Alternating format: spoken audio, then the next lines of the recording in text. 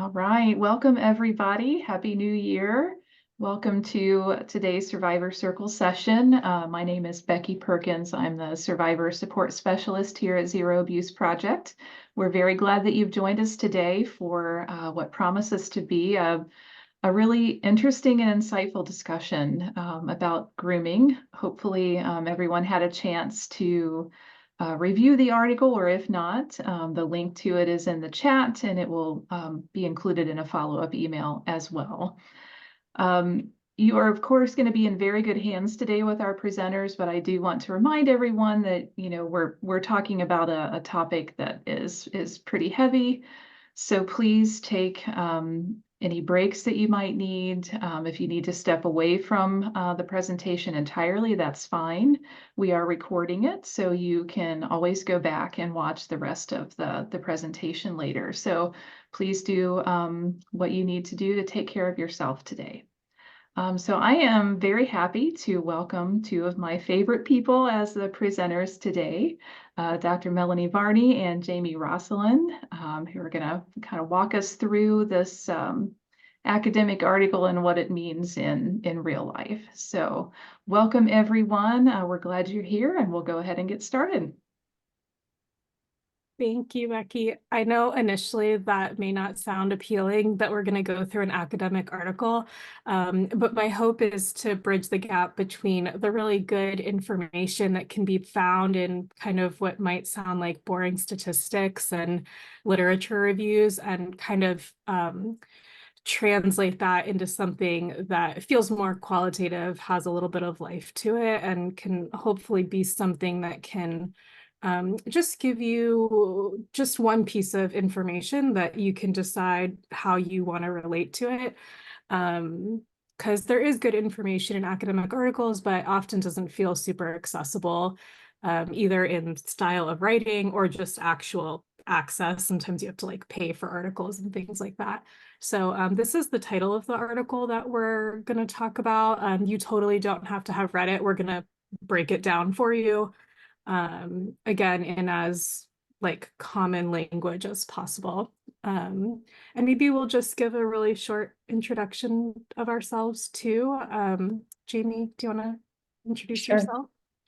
My name is Jamie Roslin. I'm an SME with Zero Abuse Project, working on the Survivor Space project. And I am a consultant, like a nonprofit consultant in the field of mainly focusing in the field of anti-trafficking work.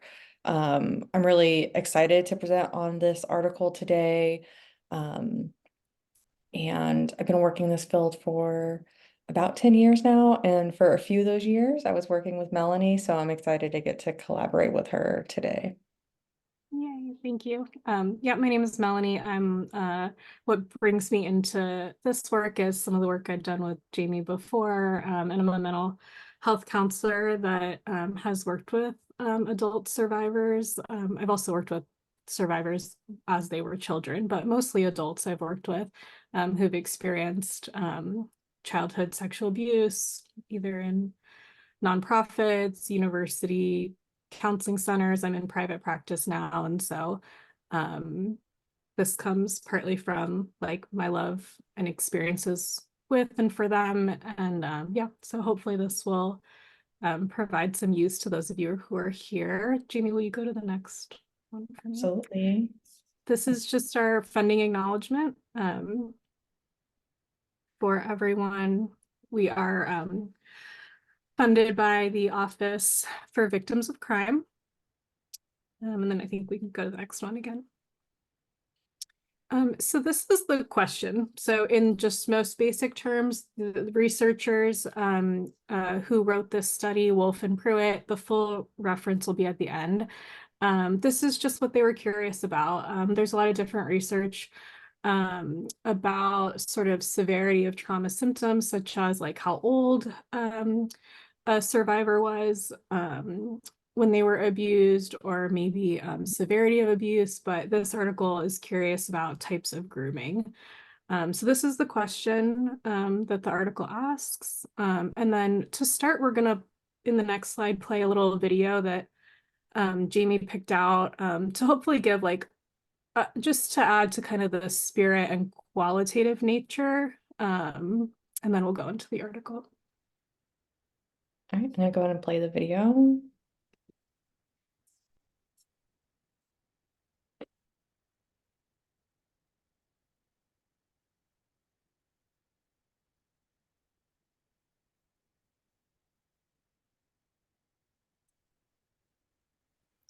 So there's something I feel like that's a little controversial, but so normal among all survivors.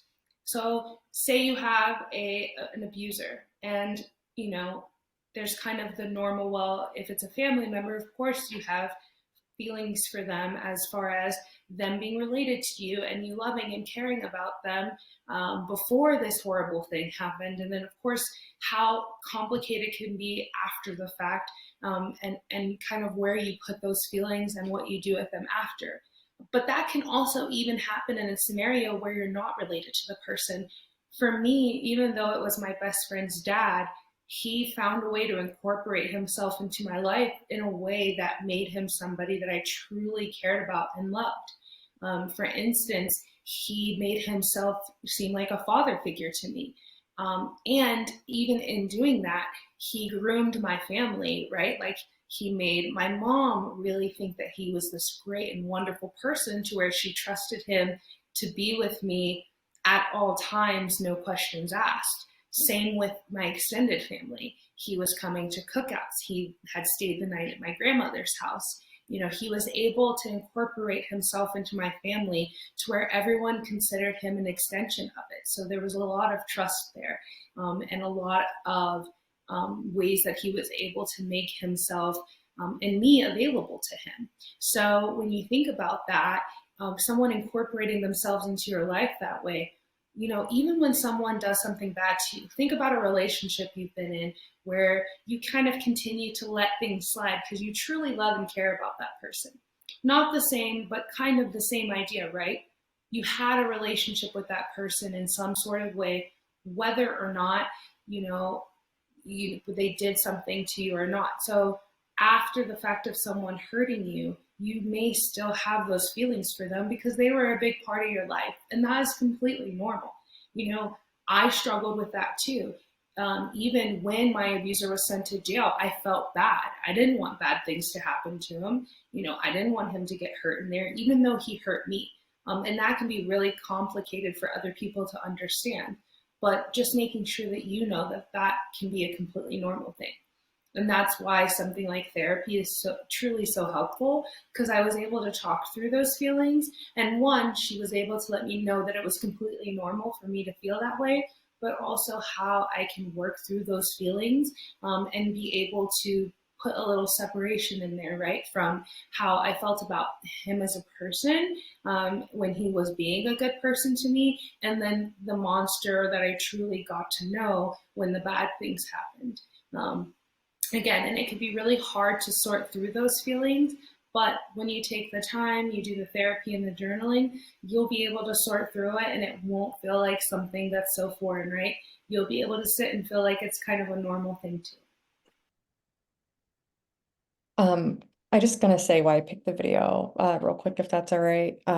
We'll talk a little bit more about what it says in the article, but one of the things that stood out to me when I read it was this idea that someone who's grooming a person isn't just grooming the individual, they're also grooming the people around them. And then I happened upon this video from Survivor Space, and I was like, oh, this is like a good real life example of someone sharing about when that happened to them, with this like peripheral kind of like family friend.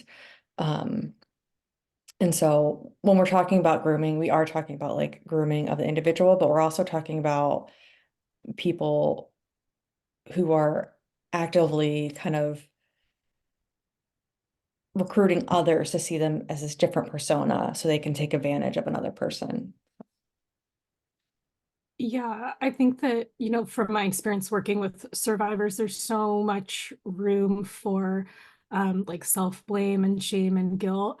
And so I think, the hope is that understanding like how intentional, how systematic, how thoughtful grooming is.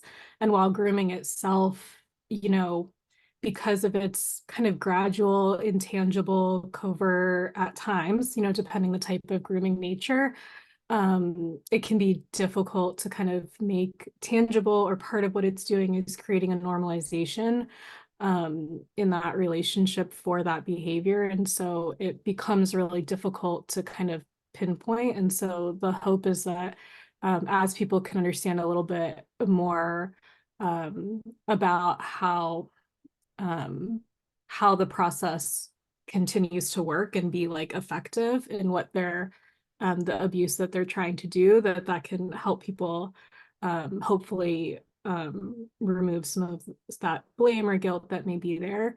And that grooming also relies on like the societal lean right now toward having suspicions towards victims.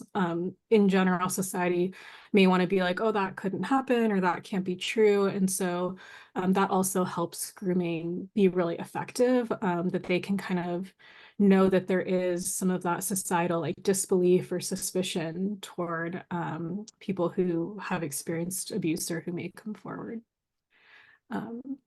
Yeah, I'm sorry. I want to bounce off what you said as well with this, what happens in society too. I think there's this big, and if you're a survivor, I think you already know this, but there's this like idea that people are often abused by like strangers.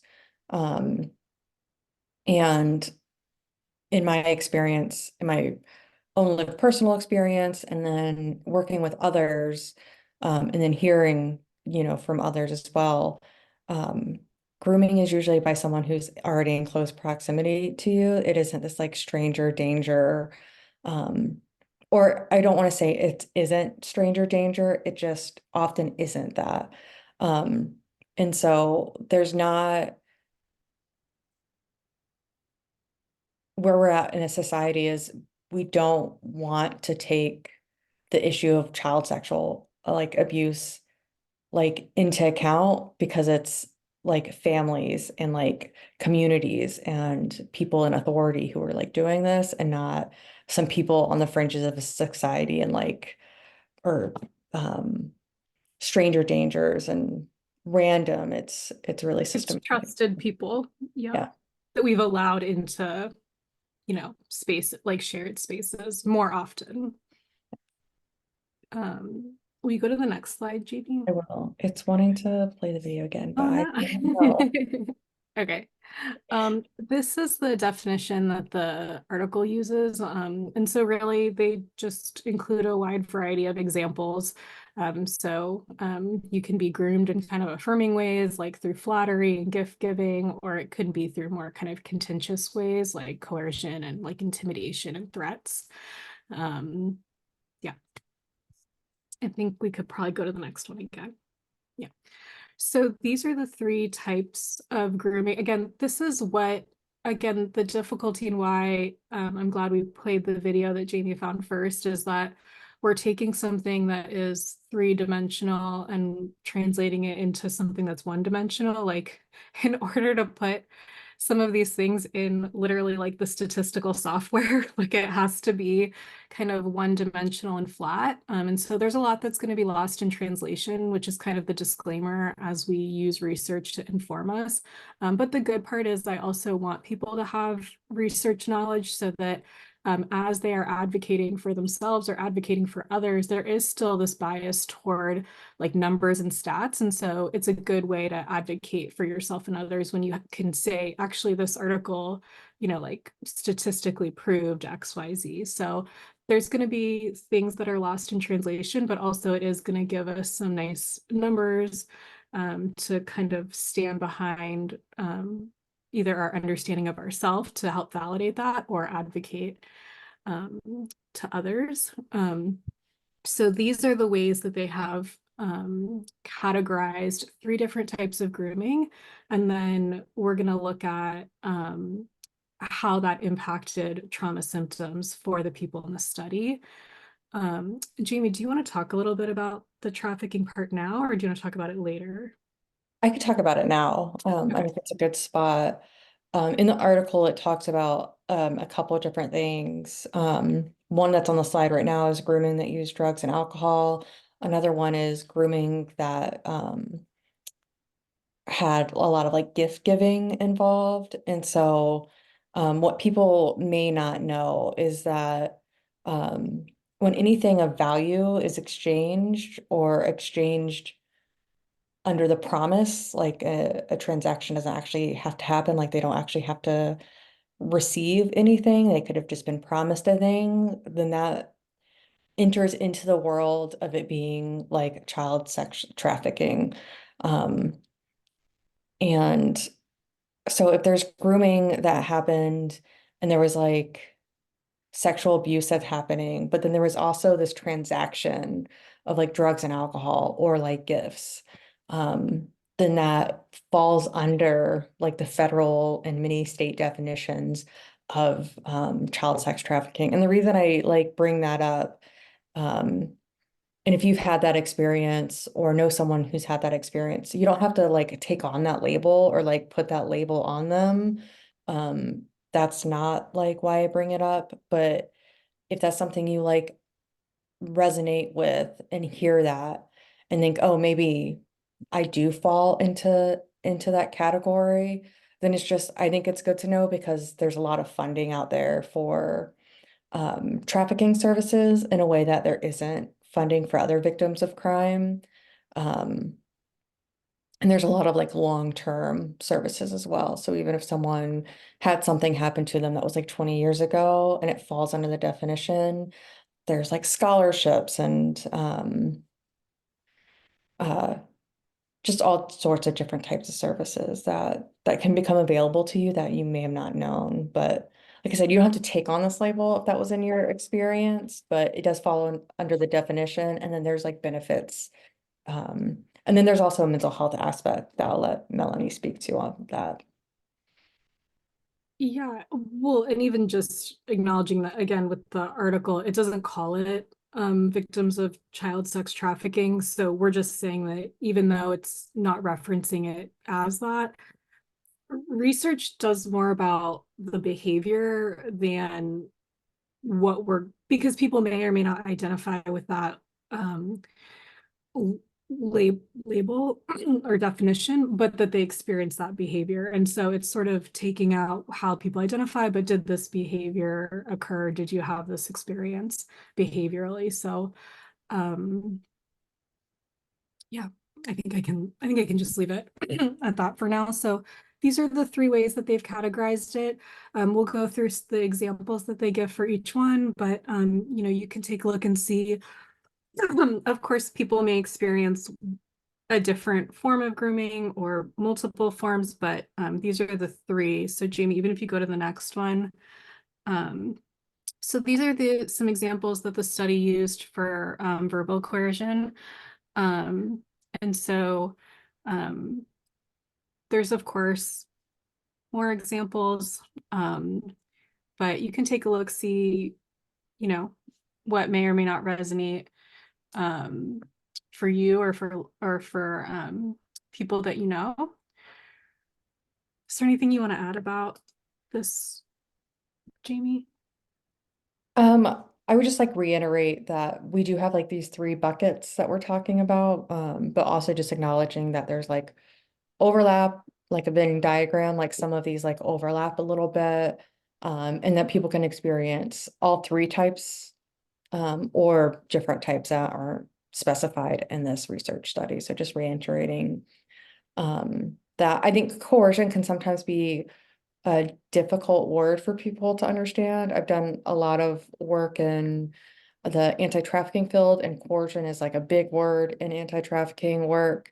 And so uh, a word that I'll sometimes use to help define it is like manipulation. So this could be like verbal manipulation. If the word coercion is like not sitting well with you and it's like difficult to take in, just replace it with the word manipulation. It's not exactly the same, but I think it is a good stand-in if coercion's not resonating with you. Mm-hmm. something I've noticed from like some of my clients who like coercion or manipulation was sort of more of what happened is that, and this isn't something discussed in the article, this is just us kind of chatting.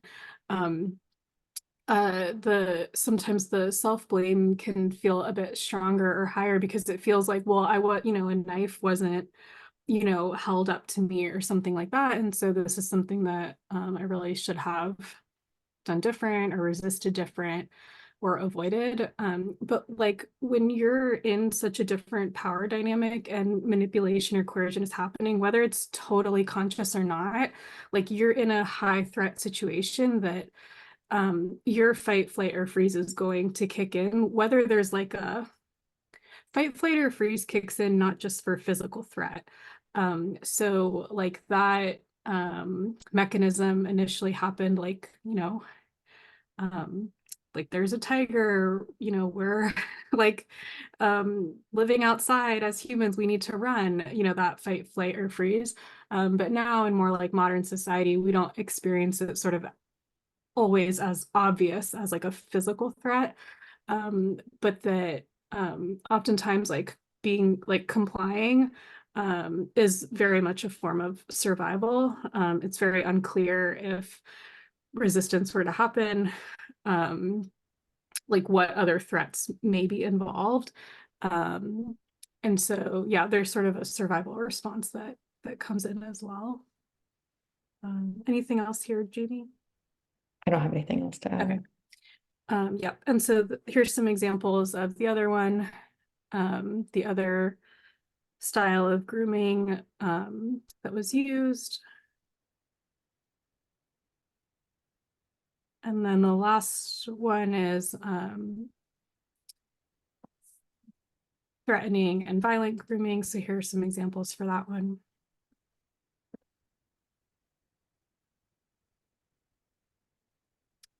And then anything here, Jamie, that you want to add? I don't think so. I think like threatening and violent, people like understands that, I think, a little bit more clearly. Okay, and then the next slide, I'll just talk a little bit about, I hope I'm not like over disclaiming. These are the participants that were used in the study. And so again, as you're relating in different ways to the information that we provide, you may or may not fall in the group. So the participants in this study had certain criteria that they needed to fall under. In addition to what's listed here, 93% of the participants, their perpetrators they identified were men. And of the men, most of them were father figures, followed by somebody unrelated or unknown to the family, followed by a sibling. So like it's kind of helps to understand who the participants are because results aren't completely generalizable to everybody. This is a very specific group of people who participated in the study at a very specific period of time or in their life or in societal time, so yeah, there is of course things that we can generalize and take, but there will also naturally be parts that are very specific to this group. The other kind of main description of the group that happened to participate was that 50% of them, their abuse happened when they were 5 years or younger. So again, there may be reasons within that you fall into this category of demographics more or less, and so that may change how you relate as well. And that these are really just like themes and trends. They're not like definitive. It's not prescriptive. Anything else you'd say about that, Jamie? I would say, one of the identifiers here is like they identify as survivors of child sexual abuse. And I think, that definitely impacts, the data. Obviously, you can't like survey people who don't identify like as a group easily. If they don't have that experience, like if they don't identify with that experience. So, I definitely think there's people who have had these experiences, but then don't identify it as child sexual abuse, or they don't identify it as child sex trafficking. And those people are not represented like in this group. And partly because it's really difficult to find people who could do this study, but then don't really identify with those experiences, even though they've had them. So Yeah, and even just the trends of how they were recruited, and this is just how research has to, happen. Again, part of that translation is they're recruited through their membership in like children of sexual adult survivors of child sexual abuse, either like a Facebook group or a blog or like a website. So they're already not only identifying with, but like sort of part of a group or have some affiliation. And so that's also just a different subset. These are all subsets within a larger group, or even as obvious as people who their perpetrator was a woman. That's only 7% of the study. So those impacts aren't going to be either aren't represented at all, potentially, depending how the numbers go, or are not represented to the fullest. So that's just to give, again, these are just our disclaimers for people, to have. And then we're just going to cut right to the good stuff. Like, you don't have to read about methods, all that. You can, but basically, so in the next slide, we're just going to give you the immediate information of there were, you could probably go to it, Jamie. the results right You here. already did, sorry. Yeah, this is good. So this is my attempt to make it like visually clear, but so basically they were like, okay, for the different types of grooming, and then in addition to the different types of grooming, because you'll see here they only have like, why is only threatening and violent grooming portrayed?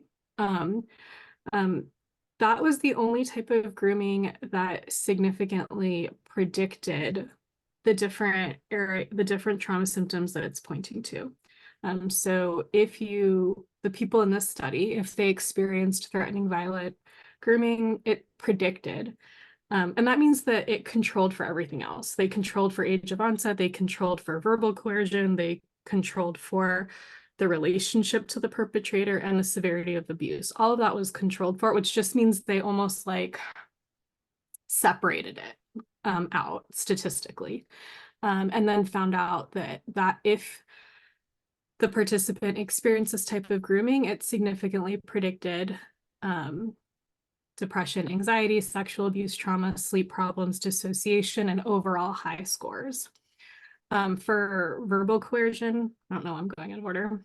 It only significantly predicted sex problems. Age of onset only significantly predicted depression. Other variables that did not give a significant prediction were the drug and alcohol grooming. That, when everything else controlled for, that all on its own did not predict any of these. Same thing for severity of abuse and relationship to the perpetrator. Now, what I want to make clear, this is like kind of that annoying researchy talk. Significantly predicted is just a statistical cutoff. So it doesn't mean that those things are not like highly correlated and highly related. It actually, we'll talk about the results too that show that all forms of grooming impacted trauma symptoms. When we say significantly predicted, this is just one particular type of statistical analysis. But I think it's still, so even though it's not showing like every correlation, and it's definitely not saying that, like, for example, verbal coercion did not create anxiety. That's not what it's saying. It's just saying it didn't meet this very specific kind of statistical cutoff. And so I hope that part can be clear, but the hope is that this information will still show kind of for that particular analysis cutoff. These are the results that the study produced. And we can kind of talk a little bit in our discussion about like, okay, well, why do we think that is? Like, why verbal coercion with sex problems? Like, what's that about? And so the authors do kind of give some hypotheses about what they think. And, Jamie and I and you all can talk about, what we may think as well. But these are the quick results of the study. Anything, Jamie, you want to add here? And people can be typing in questions. You don't have to wait till the end. I don't think there's any right now. But Jamie, anything you want to add to this? I think it just might be a good time to like talk about a little bit my like reaction to like the results and just to the article in general. I really appreciated the question about there's this like idea with therapy, it's like the thing that actually happened, right? Like is the thing that like hurt you. But I really appreciate how this article looked at like the grooming, because that's like part of it. And really like made that discrete and like distinct as like just even being groomed for this can have serious repercussions.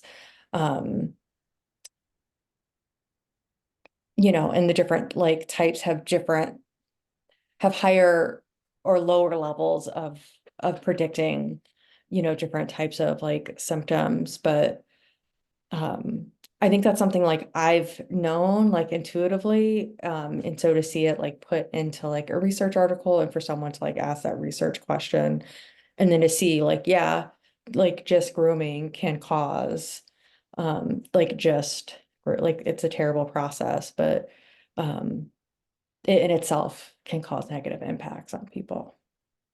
Yeah, these results are saying, and again, like this is where the hope is that this, numbers process can validate, again, like what Jamie's saying, like I had this kind of gut intuition, or I already had this kind of knowing experientially, but to have that be validated through this process or be something that you can explain to somebody else, that when you are trying to go through a healing process, it's not just for what happened to you, but also how it happened and the grooming itself. Yeah, that again, what they've done is taken out the severity of the abuse isn't even like included in the stats when they ran this. And so the grooming in and of itself. And so every form of grooming, that's not on this slide, it's on the next one, but every form of grooming contributed to the overall trauma scores.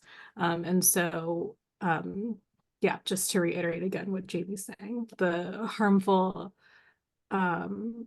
traumatic effects of just the grooming process, completely separate from the abuse experience. But again, that now we're moving into like some more additive and complex experiences of trauma. Next slide. Yeah, sure. Yeah, these are just other parts. This isn't about predictors necessarily, but just putting it out there as well so that all methods contributed to the overall trauma experience. The most common for this group of participants was verbal coercion, and that even when they're controlling for all these other areas, just the threat itself of using violence significantly predicted trauma symptoms. And a lot of that can be to the power dynamic involved, that the grooming itself is so threatening because it's creating that danger, violence, lack of safety for especially a group that is vulnerable.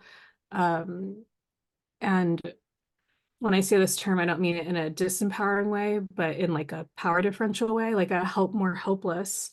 Especially when you look at this study, most of half of the participants were under 5 years old.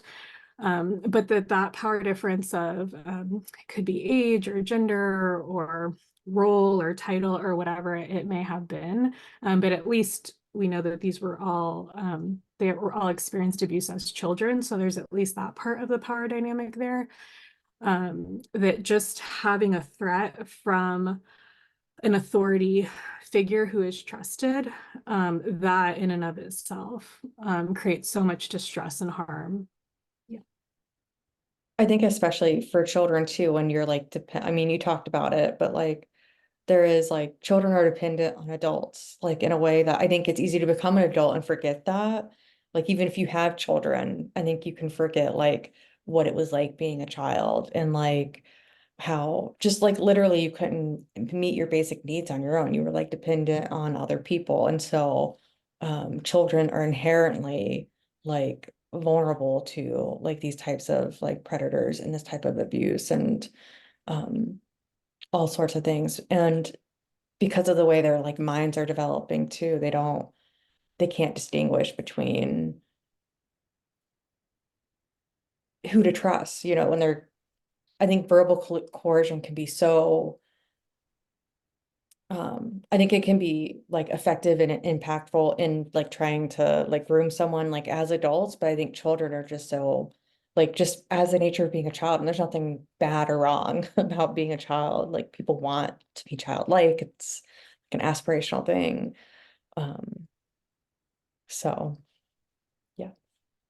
Yeah, and I've worked with like parents who have found out like as their children have become adults, they've learned that their children had experienced abuse by like a neighbor or somebody, you know, some trusted person in their circle, and there is a lot of confusion for them around like, well, you know, and sometimes it is true that you know, maybe certain children are going to stand out as more vulnerable to predators than others. And so that could be maybe not having a strong family unit, or maybe it could be like other kind of demographic or experiential things. But, you know, I mean, abuse is also non-discriminatory. And so, you know, a lot of parents will say, you know, had a very close, trusting relationship with my child. Like I had always assumed that they would come to me, or they would tell me, or the child may feel that way. Like, you know, I feeling confusion or conflicted feelings of like, my parents are very supportive of me. They believe everything I say, but I chose not to say something. And so there can be really shameful, conflicted feelings just with kind of trying to understand like, why wouldn't I come forward, or why wouldn't my child come forward? But again, I think that this study kind of shows like how covert, and by covert, I don't just like, it could be that kind of very apparent, threatening, violent behavior. But so when I say covert, I just mean like how like insidious, maybe that's a better word, the process is. And so it doesn't lend itself to be like, it meets the definition of grooming to not tell. Like that is part of how grooming is in existence, is that it is not accessible or probable, even under the best of circumstances, to spot, even though, of course, there are warning signs, or to share, even when there are trusted adults around. Yeah. I want to tell like a quick story. I just thought of it. But I was like driving down the road one day and there was a young child like standing in the middle of the road. And if I had been like distracted driving, it's possible I would have like hit this like child. It was on a kind of like pseudo residential street.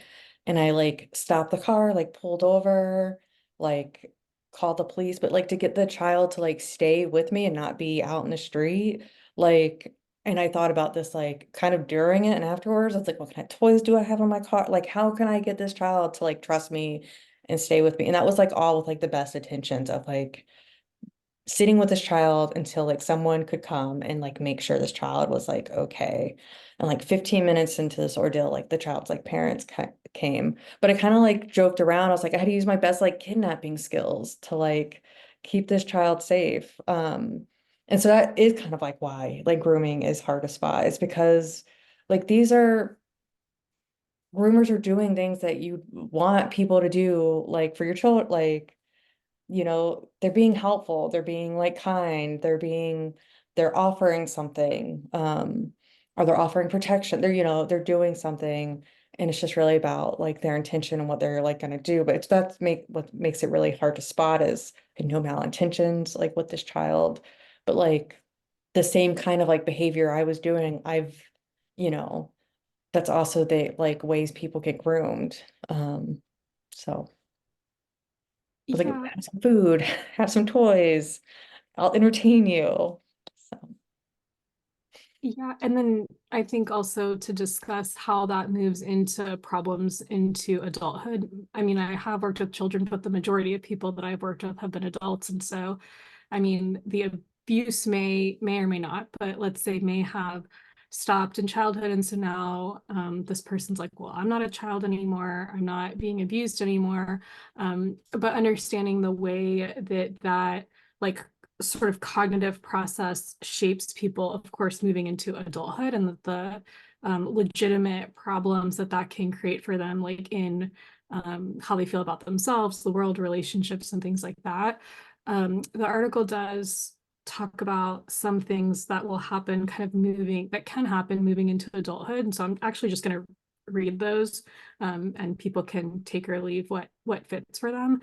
you want me to go to But the next slide? I'm sorry. is Do it, you want to I go to the don't, next slide? yeah, we can go to the next one. We're really kind of just talking now. Okay. So I'll tell you guys this little part, and then yeah, we'll see. Well, then we're gonna really open it up and see what people would maybe like to add or ask. But that often as children move into adulthood, here are some of the things that they may learn. And this is something I have separate on the side. That's why it's not on the slide, but I'll just read it out. So they may learn that in general, the world and people are unsafe. And so this is something that can, from that experience, can carry on into adulthood, that this is now a lesson learned, that the world and people are unsafe, that people are either aggressors or victims. And so how this really kind of can move into adulthood, having this duality of how to see people, either like a predator or prey, and that's it. That another lesson sometimes learned moving into adulthood could be that worth is defined transactionally.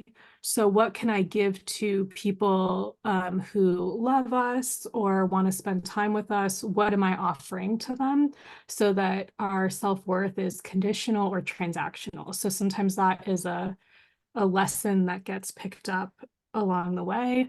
And another one is that feelings and emotional states cannot be trusted. This is something that like my clients talk to me so much about. I mean, and that goes for kind of different types of trauma as well. But for this type, the idea that, you know, that cognitive confusion, like I don't like what's happening to me, but um, people are telling me it's okay, or this people aren't stopping it, and so it must be okay. And so there's a sense that that can move into adulthood, even after you've moved out of childhood, maybe after abuse has stopped, that I cannot trust my emotional um, state or my feelings. I can't trust that those will actually let me know what's okay or not. And so these are ways that it can cause a lot of problems moving into adulthood. Um, One of their findings that I thought was interesting and that the authors talked about a little bit was how verbal coercion predicted sex problems later in life. I've seen this with a lot of my clients who experienced sexual abuse as a child, are now adults looking to be in like healthy relationships, or maybe looking to have sex again and things like that. And because this is what the authors propose, but also things that like discussions that I've had with others as well, because consent in our society now is still so non-direct. Like typically, I mean, there are definitely groups of people that are working generationally or subgroups of people that are kind of like getting much better around like very direct informed consent around like boundaries and sex and intimate relationships and things like that. I'd probably say like as a whole, we're still we have a ways to go.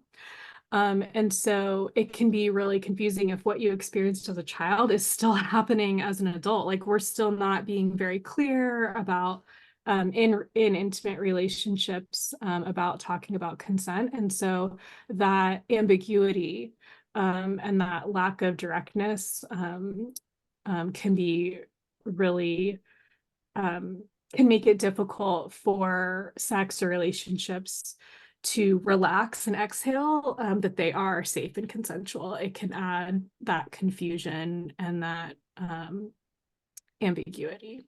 I hope I'm making sense. You are, yeah. Yeah. I would even say like what I've seen too is there's a lot of like verbal coercion that happens. I would say like societal, like in society, kind of the norm is like verbal coercion, like when it comes to like sex, especially in like traditional like gender roles. Um, it's and kind of like in pop culture and like you see it on TV, it's like the guy's always trying to like coerce the girl into like having sex. And so those things can probably feel, if you experience verbal like coercion in grooming, with child sexual abuse, like as a child, and then to have that mirrored into adult, I think it's a good hypothesis. And I think I've seen that like play out in the people that I've like worked with. So yeah, and even I'm just thinking of this now, verbal coercion in general, like lack of respect for people's words and values, like in general. So it could be something totally unrelated to sex, like, hey, can you stay late at work today? Like, no, I can't. I, have this and that. Oh, it'll just be 10, 15 minutes. Thanks. So like, so, just again, an overall even outside of like intimate relationships, um, just a more cultural, societal lack of respect. And so that something like that can be extremely triggering. Um, I mean, I'd imagine it would be appropriate for anybody to feel disrespect, like, oh, I just said no, and you're saying yes, you can stay late, or something like that. But again, especially for people who have experienced abuse like that, complete like disregard or kind of manipulation or coercion, even in totally like unrelated areas of life, um, can create like very significant and real distress. Yeah. Maybe we'll leave it open we have about 10 minutes.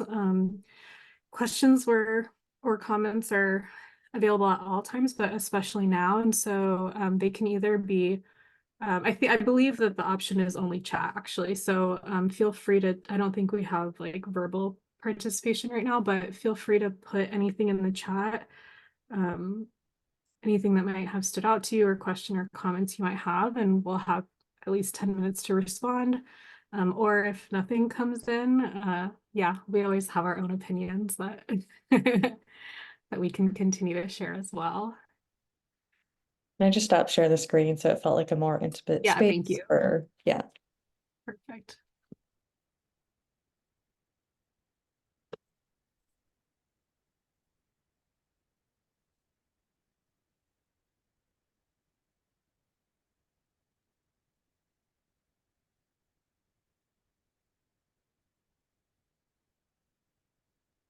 This is Becky's voice. I'm going to keep my face off the screen just to focus on the two of you. But while folks are thinking, hopefully, of some questions or comments they want to add, I just want to echo something Jamie said earlier. I think what stood out to me about the article is just the importance of considering grooming as part of what is traumatic about abuse.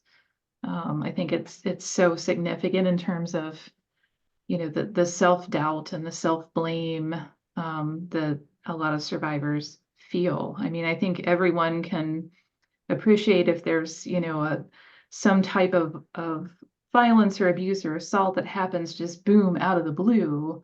There's kind of a recognition that, oh my gosh, this was terrible and that person was horrible to do that to me. But if there's this grooming process ahead of time where the survivor is made to feel special or part of a relationship or in cahoots, so to speak, with the abuser, then there's just so much confusion and doubt and blame and a sense of trust that's just so deeply affected. So I really appreciated that they included that in the article, that grooming in itself is, you know, needs to be considered within the larger context of abuse.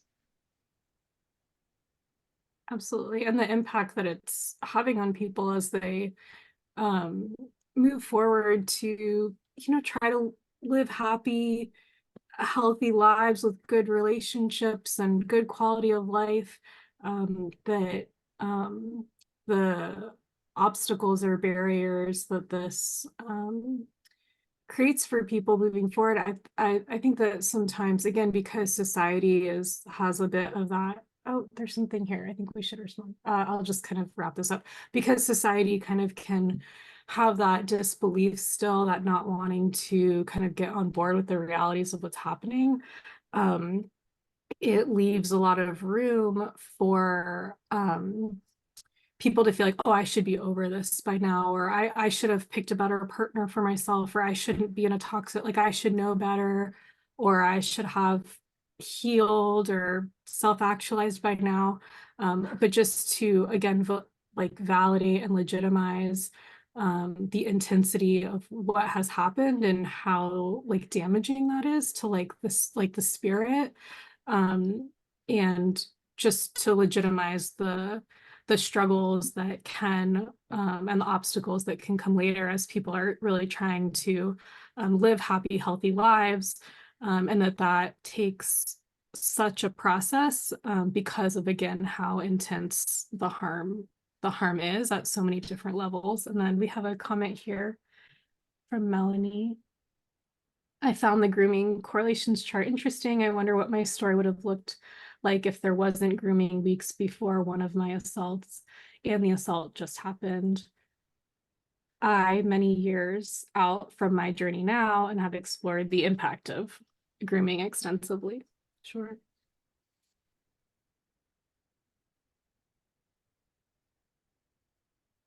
Yeah, and I think that the article also discussed the grooming can happen often prior, but then can of course continue during, after,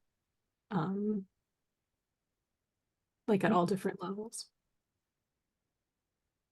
It's really making me think about like the distinction between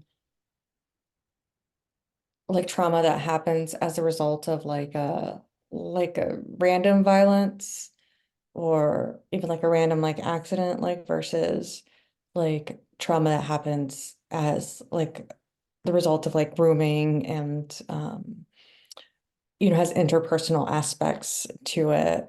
And something I like to talk about a lot is like the just world hypothesis, where um it's an idea that many people like hold, that like if I don't do X, Y, and Z, then, or if I do A, B, and C, then I can like stay safe from harm. Um, and it really doesn't acknowledge sometimes the randomness of violence in the world, and it also doesn't really acknowledge like the systematic like violence like in our world either. But it's just this idea that people want to believe that like if they do the right things that they can stay safe. And it turns out, you know, through so many people with like lived experiences, you can do all the like right things, and like harm can still like come to you, and it is so like insidious. And you're right, like the insidious, covert, like I feel like I still need a different word for like to describe like grooming, and like it's like infectious. It's just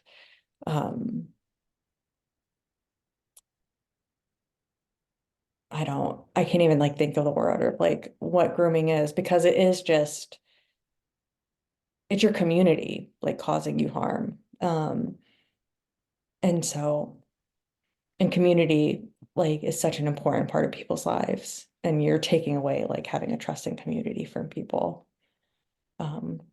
So. Yeah, another participant, Betty, agreeing that, yeah, confusing and can be just all consuming. Because again, I think the societal part of it is that, I'm going to say this in like a very direct way. In general society, it's not a deal breaker. Like, we are permissive of abuse against women and children. And this is historical. I mean, this has been happening forever. And so there's a permission that still exists for it to happen, whether that wants to be acknowledged or not.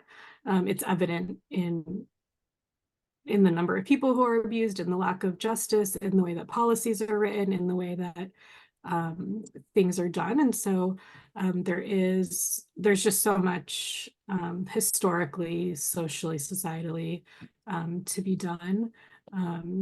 And that all of that allows for the environment for grooming to occur.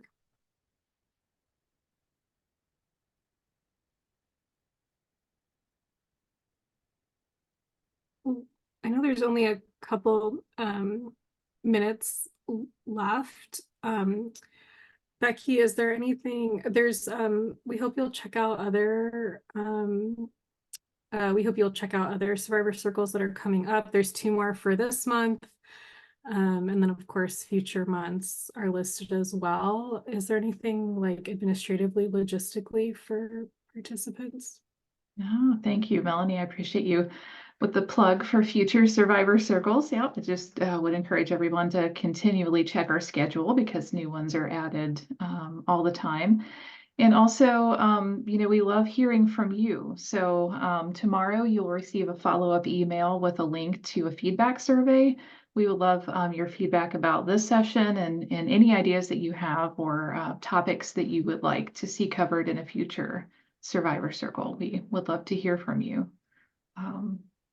So thank you all so much for joining us today. I just wanted to add one thing about the grooming discussion. I too wish there was a better word or phrase, because like when I hear grooming, like the thing that comes to mind is like, brushing your hair. Like, that's also a definition of grooming. So I feel like we need something that more, specifically speaks to what we're talking about here. And I'm sure somebody much smarter than me will come up with a way of doing that. But I agree, it's a big issue that deserves its own phrasing and attention. Well, thank you so much, Melanie and Jamie, as always. Wonderful to see you, and thank you so much for the great information that you've shared today. And thanks to everyone who's joined us. We hope to see you again at a future Survivor Circle. And again, Happy New Year to everyone. Thank you, everybody, for coming. We definitely felt the feedback too. It helps us a lot. Yes. Thanks. Thank you all. Take care.